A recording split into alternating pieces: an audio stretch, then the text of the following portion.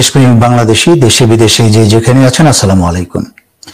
আজকে আপনাদের সামনে এলাম স্বৈরাচারী গণহত্যাকারী হাসিনা যেই সন্দেহ প্রকাশ করেছে যে উপদেষ্টার সরকার 1 মাস টিকে কিনা তার অপেক্ষায় তিনি থাকবেন, সেই রহস্যটার মানেটা কি তা 2 দুগুণে 4 করে আপনাদেরকে আমি আজকে বুঝিয়ে দিব। এই যে স্বৈরাচারী শেখ হাসিনা বলল যে 1 মাস টিকে কিনা এই উপদেষ্টার সরকার, তা উনি দেখবেন। যদিও প্রতিটা কথা বলার পরই উনি নিজেই ধাক্কা খাচ্ছেন। উনি সীমান্তে আছেন, যে কোনো সময় দেশে চলে আসবেন এই বলতে গিয়ে কিন্তু আবার ভারত তাকে বের করে দিয়েছে। সে এখন মিডল ইস্টে চলে গেছে, দুবাই চলে গেছে, আমি যতদূর শুনেছি।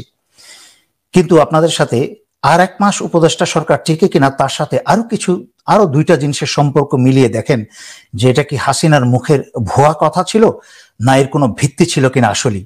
চলুন, 1 অক্টোবরে, এর আগের ভিডিওতে আমি বলেছি, গত 1 অক্টোবরে বাংলাদেশে যে রয়ের প্রধান আছে রাজেশ কুমার অগ্নিহোত্রী, তার সাথে গোপনে সাক্ষাতে মিলিত হয়েছিল খুনি, দেশদ্রোহী এবং এক সময়ের ডিজিএফআই প্রধান লেফটেন্যান্ট জেনারেল আকবর, যিনি আয়নাঘরের প্রতিষ্ঠাতা, এবং দেশদ্রোহিতার অপরাধে তার ইতিমধ্যে ফাঁসির দড়ি গলায় থাকার কথা। যাই হোক, সেই রয়ের প্রধান অগ্নিহোত্রীর সাথে মিটিংয়ের সময় অগ্নিহোত্রী বলেছে আর 1টা মাস সে গোপনে থাকবে, আর 1টা মাস পরে সে উন্মুক্ত হবে। তাহলে হাসিনার অগাস্টের প্রথমেই তার যেই আশা যে এই সরকার, এই উপদেষ্টা সরকার আর 1 মাস টিকে কিনা, তার সাথে আরেকটা 1 মাস পেয়ে গেলেন। বাংলাদেশের রয়ের প্রধান বলেছে অক্টোবরের 1 তারিখে বলেছে আর 1 মাস পরে সে উন্মুক্ত হয়ে দেশ বিরোধী, বাংলাদেশ বিরোধী, উপদেষ্টা সরকার বিরোধী এবং বাংলাদেশি বিরোধী ভারতীয় ষড়যন্ত্রের হাসিনার সাথে মিলে সে লাগবে, উন্মুক্ত হবে। তাহলে দ্বিতীয় 1 মাস পাওয়া গেল। এখন আসুন তৃতীয় 1 মাসে। আমি অত্যন্ত নির্ভরযোগ্য সূত্রে খবর পেয়েছি যে সশস্ত্র বাহিনী আর 1 মাস এই উপদেষ্টা সরকারকে দেখবে। এই উপদেষ্টা সরকার যদি কার্যত কোনো সরকার প্রতিষ্ঠা করতে না পারে, সংস্কার শুরু না করতে পারে, কার্যত সংস্কার, যেই 15 বৎসরের ধ্বংসযজ্ঞের পরে যেই দ্রুত এবং স্পষ্টত কার্যক্রম হওয়ার কথা, তার কিছুই হচ্ছে না। হচ্ছে শুধুমাত্র যেটাকে ইংলিশে বলে স্ট্যাটাসকো, মানে যেমন চলছিল তেমন চলুক। স্ট্যাটাসকোর অর্থটা হচ্ছে তাই, অতীতে যেমন অবস্থা ছিল তেমনই চলুক। আর বর্তমান উপদেষ্টা সরকারটা কিসের উপর ভর করে চলছে? এনজিওর উপরে ভর করে চলছে, নন গভর্নমেন্টাল অর্গানাইজেশন তথা এনজিওর উপর ভর করে চলছে। এই এনজিওদের নীতিটা কি? এনজিওদের নীতি হচ্ছে স্ট্যাটাসকো। কারোর সাথে খারাপ সম্পর্কে যাবে না, কারোর সাথে উতপ্রোত দহরম মহরম সম্পর্কে যাবে না, ধরি মাছ না ছুঁই পানিতে চলা হচ্ছে এদের নীতি। নিজেরা চুপচাপ থেকে কোনো উচ্চবাচ্য না করে তারা কাজ করে যায় তাদের। কিন্তু বাংলাদেশে 15 বছরের এই ভয়ঙ্কর রকম খুন, গণহত্যা এবং দেশদ্রোহিতার পরে এই স্ট্যাটাসকো বা এনজিও নীতিতে দেশ চালালে কি চলবে? মোটেও চলবে না। সংস্কারের নামে কিন্তু হচ্ছে না। এবং এইভাবে যদি একটা নির্বাচন দিয়ে দেওয়া হয়, কোনো সংস্কারবিহীন বাংলাদেশে যদি একটা নির্বাচন হয়, যার জন্য আওয়ামী লীগের সেক্রেটারি জেনারেল মির্জা ফখরুল ইসলাম আলমগীর খুব উদ্গ্রীব হয়ে আছেন যে দ্রুত ক্ষমতা চাই, তারপরে যেন ভারতের হাতে দেশটাকে তুলে দিতে পারে আবার নতুন করে, আওয়ামী লীগের চাদরে বিএনপি এসে বসে যাবে। যেহেতু বিএনপির কোনো কেন্দ্রীয় কোনো নেতৃত্বের কোনো এফেক্টিভনেস বা প্রভাব দেখা যাচ্ছে না এই বিএনপির উপরের মির্জাফর এবং ভারতীয় এবং আওয়ামী লীগ নেতাদের যারা বিএনপিতে আছে। সুতরাং যদি তাদেরকে, এর আগে অনেক ব্যাখ্যা করেছি, তারা যদি নির্বাচন দেয়, বিএনপি বাংলাদেশের বৃহত্তর দল হিসাবে এবং আওয়ামী লীগের অনুপস্থিতিতে চোখ বন্ধ করে বিএনপি আসবে। তারপরে আগেও ব্যাখ্যা করেছি, কিন্তু ওই মা বাবা যখন, সন্তানরা যখনই বাইরে যায়, মা বাবা বলে বাবা সাবধানে চলিস, বাবা সিগারেট খাইস না, একই কথা বারবার শুনতে শুনতে সন্তানরা বিরক্ত হয়ে যায়। ক্ষেপে কেউ কেউ সন্তানরা বলে বসে, আর বারবার তো একই কথা বলেন কেন? আমি কি সিগারেট খাই? আমি কি সাবধানে রাস্তা পার হই না? একইভাবে বারবার স্মরণ করিয়ে দিচ্ছে, যেন জনগণের মাথায় থাকে এবং বিএনপির মাথায়ও থাকে। বিএনপিকে কিন্তু পচানোর জন্য, ধ্বংস করার জন্য 15 বছরের কিছু বাকি নাই বিএনপির। শ্বাসশূন্য যা বাকি আছে সেই ভারতীয় এবং আওয়ামী লীগের দালালরাই রয়ে গেছে বিএনপির কমান্ডে। এরা এসে 2 বছরের মাথায় কিন্তু আবার আওয়ামী লীগ বেআইন যারা বানিয়েছে গত 15 বছরে তাদের হাতের ক্ষমতা এবং তথা ভারতের হাতে ক্ষমতাটা তুলে দিবে। সুতরাং সশস্ত্র বাহিনী সেজন্যই বলছে, যদি সশস্ত্র বাহিনী কিন্তু আজকের থেকে আরো 2 মাস আগে বলেছে যে 3 মাস পরে যদি দেখি এই উপদেষ্টা সরকার দেশ চালাতে না পারে, সংস্কার শুরু না করতে পারে এফেক্টিভলি, তাহলে ক্ষমতা আমরা নিয়ে নিব। মানে আমরা বহুদলীয় ব্যবস্থায় আমরা এই অন্তর্বর্তীকালীন সরকার আবার পুনর্গঠন করব। মানে বিভিন্ন দল থেকে রাজনৈতিক এবং অন্যান্য যারা প্রজ্ঞাবান ব্যক্তি আছেন সমাজে, তথাকথিত বুদ্ধি বিক্রেতারা না, যারা বুদ্ধি বিক্রি করে খায় বা কুবুদ্ধি বিক্রি করে খায় তারা না, যারা সত্যিকার অর্থে দেশপ্রেমিক জ্ঞান আছে তাদেরকে এনে এবং কিছু কিছু রাজনৈতিক দল থেকে কিছু ব্যক্তিদের এনে একটা সরকার গঠন করা হবে, যেন তারা দেশটাকে সত্যিকার অর্থে সংস্কার করতে পারে এবং দেশটাকে নির্বাচনের দিকে এগিয়ে নিয়ে যেতে পারে। তাই বলছি, এখানে 3 মাসের মাঝখানে এই সরকারের 2 মাস, 5ই আগস্ট আর 5ই সেপ্টেম্বর গিয়ে 5ই অক্টোবর 2 মাস কিন্তু চলে গেছে। তাহলে আর বাকি থাকলো 3 মাসের মাঝখানে কয় মাস? 1 মাস। বুঝলেন? হাসিনার ওয়ার্নিং 1 মাস, কি বলে ভারতের রাজেশ কুমার অগ্নিহোত্রী, ভারতের রয়ের প্রধান, বলেছে 1 মাস পরে সে উন্মোচিত হবে, 2 মাস। আর সেনাবাহিনী বলেছে, যেই কথা বলেছিল 3 মাস তার অপেক্ষা করবে, দেখবে এই 3 মাসে যদি সরকার কার্যকরী না হতে পারে, সেই 3 মাসের মাঝখানে হাতে আছে আর 1 মাস। তার মানে কি দাঁড়ালো? এই যে 1, 2, 3 মিলে এক জায়গায় হয়েছে, 1 মাস আর বাকি আছে এই উপদেষ্টা সরকারের হাতে ভারতের। সুতরাং এরপরে এই ভয়ঙ্কর সময় থেকে বাঁচার জন্য কি করণীয় ইনশাল্লাহ আমি একটু পরেই বলছি। আশা করি আপনারা এই পর্যন্ত বুঝতে পেরেছেন যে হাসিনার 1 মাসের সাথে ভারতের রয়ের প্রধানের 1 মাস এবং সশস্ত্র বাহিনীর দেওয়া যে সময়সীমা তার আর 1 মাস, 3 মাসের রহস্য। এখন আসুন করণীয় কি।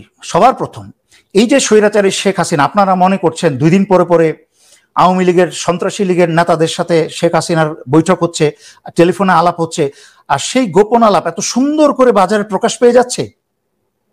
এইটা একটা কমন সেন্স, একটা সাধারণ বুদ্ধির ব্যাপার।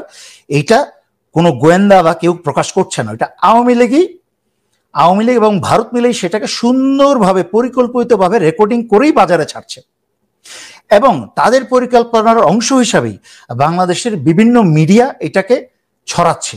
একই সাথে যেই সব বোকা বাংলাদেশি না বুঝেই সেটাকে শেয়ার করছে, তারা কিন্তু শয়তানদের সাথে অংশগ্রহণ করছে সেই হাসিনার শয়তানের ঢোলের বাড়ি চালু রাখতে। তাই সর্বপ্রথম করণীয়, গণহত্যাকারী, বাংলাদেশ বিরোধী, বাংলাদেশে গণতন্ত্র ধ্বংসকারী এবং দেশদ্রোহী হাসিনার কোনো বক্তব্য, কোনো প্রচার, কোনো প্রকার ষড়যন্ত্র বা তার কোনো ভাষণ, আলোচনা যেই সব মিডিয়া প্রচার করবে পাবলিকে, যদি এই দুর্বল, এই কি বলে নাম, কি বলে আইন উপদেষ্টা এবং স্বরাষ্ট্র উপদেষ্টা, তারা যদি সরকারিভাবে সেটার ব্যবস্থা না নিতে পারে, আমি বিপ্লবী ছাত্র জনতাকে বলবো সেই সব পত্র পত্রিকা মিডিয়া আপনারা ঘেরাও করে বসুন, তাদেরকে 24 ঘন্টার আলটিমেটা দিবেন। যদি বাংলাদেশের পথে না আসে ভারত ছেড়ে, তাহলে উপযুক্ত ব্যবস্থা, যেরকম 4 আগস্ট 5 আগস্ট তোমরা গ্রহণ করেছিলে, সেই রকম উপযুক্ত ব্যবস্থা তোমরা গ্রহণ করবে যদি দেশ এবং এই দেশের সার্বভৌমত্ব, স্বাধীনতা রক্ষা করতে চাও। মনে রেখো, ভারতকে শত্রু হিসাবে এবং হাসিনাকে শত্রু হিসাবে দেখা খুব সহজ, কিন্তু জনতার মাঝখানে লুকিয়ে থাকা দেশপ্রেমের মুকুট পরিধানকারী এইসব মিডিয়া কিন্তু 15 বছর স্বৈরাচারী হাসিনা এবং ভারতকে বাংলাদেশে ধ্বংসযজ্ঞ চালাতে সাহায্য করেছে। কিন্তু অবাক হই যখন দেখি ডক্টর মোহাম্মদ ইউনূসের মতো জ্ঞানী লোক প্রথম আলোর ইন্টারভিউতে অংশগ্রহণ করে।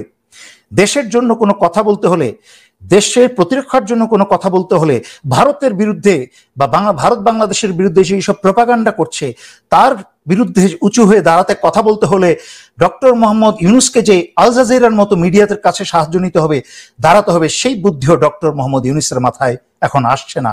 উনি 3-0 নিয়ে এত বছর ব্যস্ত থেকেছেন। সুতরাং প্রথম আলো হচ্ছে, ডেইলি স্টার হচ্ছে ভারতীয় মিডিয়ার প্রথম সারির বাংলাদেশি দেশদ্রোহী এবং দালাল। এটা যারা না বুঝে তারা মূর্খ অথবা সরাসরি ভারত এবং আওয়ামী লীগকে সাহায্য করছে।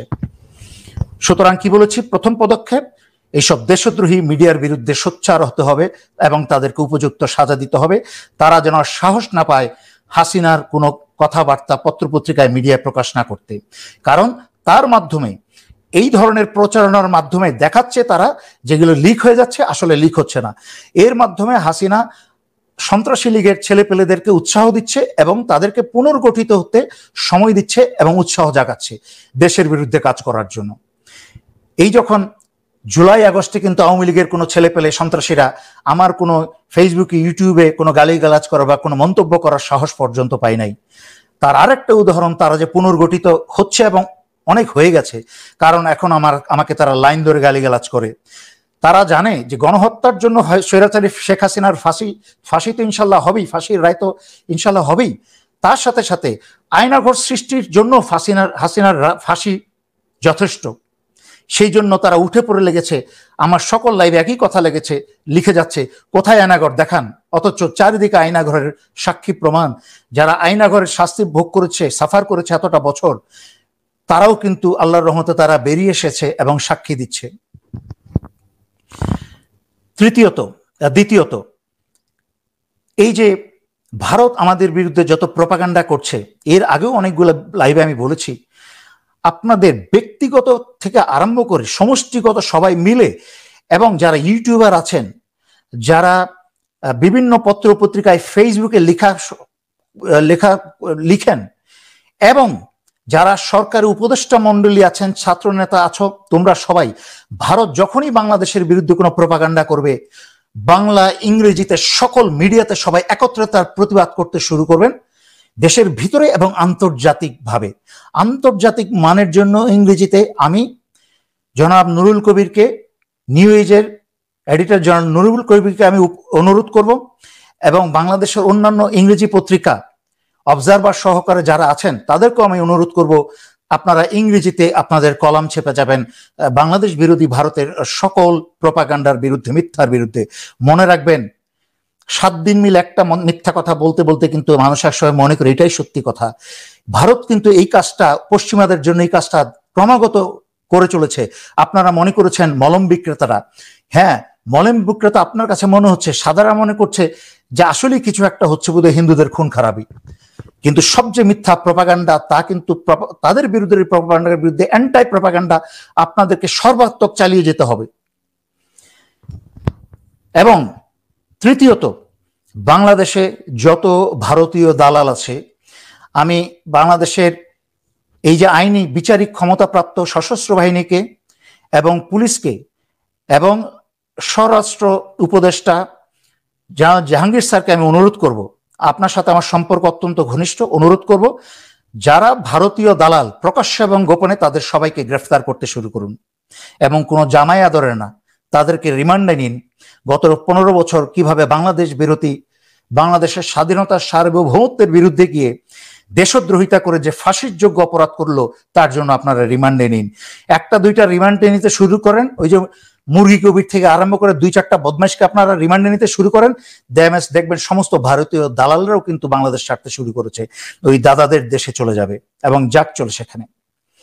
চতুর্থ, বেশ কয়েকটা ভিডিওতে হুঁশিয়ারি দিয়েছে আমি, পূজা সামনে, বাংলাদেশে ভারত এবং ভারতের পরিচালনায় এবং আওয়ামী প্রযোজনায় এবং অংশগ্রহণে এই পূজা মণ্ডপে এবং মন্দিরে আক্রমণ চালিয়ে ডক্টর মোহাম্মদ ইউনূস সরকারকে বিশ্বের দরবারে জঙ্গি উত্থাপনের আঙ্গুল দেখাবে এবং ডক্টর মোহাম্মদ ইউনূসকে ব্ল্যাকমেইল করার চেষ্টা করবে ভারত, যে আমরা যা বলছি সেই কথা শোনো, না হলে কিন্তু আমরা তোমাকে তৃতীয় জিরো থেকে কিন্তু তোমরা তৃতীয় মাত্রায় নিয়ে যাব, তোমাকে জঙ্গি বানিয়ে। সুতরাং সারা বাংলাদেশের যত ছাত্রছাত্রী আছো এবং যারা হেফাজতে ইসলাম এবং অন্যান্য যারা আছেন মুসলমানদের যার যার এলাকায় নিজ দায়িত্বে মন্দির দূর থেকে পাহারা দেন, যা আওয়ামী সন্ত্রাসীরা এবং জঙ্গিরা এবং ভারতের কোনো জঙ্গি যেন কোনো কি বলে হিন্দুদের মূর্তি বা মন্দির কোনো কিছুতে কোনো ক্ষতি না করতে পারে। এই যে আপনারা দেখুন, এটা 1 অক্টোবরের খবর যে ইতিমধ্যে কিন্তু যুবলীগের একজন কর্মী ধরা পড়েছে একজন প্রতিমা ভাঙার সময়। প্রতিমা ভাঙার অপরাধে ইতিমধ্যে